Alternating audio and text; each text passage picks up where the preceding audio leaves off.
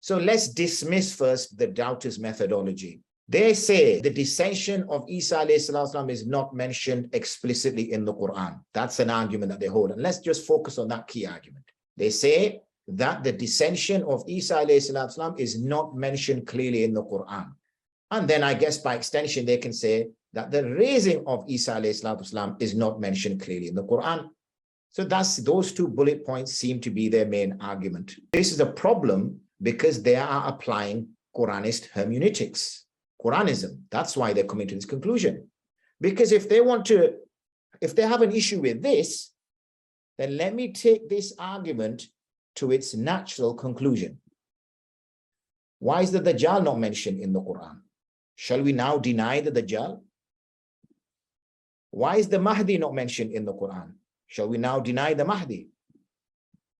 Why is the Khilafah or the Khalif of the Prophet ﷺ not mentioned in the Quran? Should we deny the Khilafat of the Sayyidina Abu Bakr, Sayyidina Umar, Sayyidina Uthman, Sayyidina Ali, radiallahu anhum ajma'in? And furthermore, why aren't all the prophets mentioned in the Quran? There's only 20 odd or so that are mentioned in the Quran. And what about all the other books?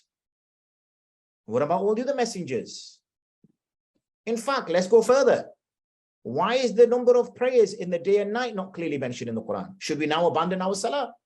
And also Hajj. Why isn't Hajj clarified in the Quran? Why isn't Zakah clarified in the Quran? Why are we giving 2.5%? Why don't we give 50%? Why don't we give 25%?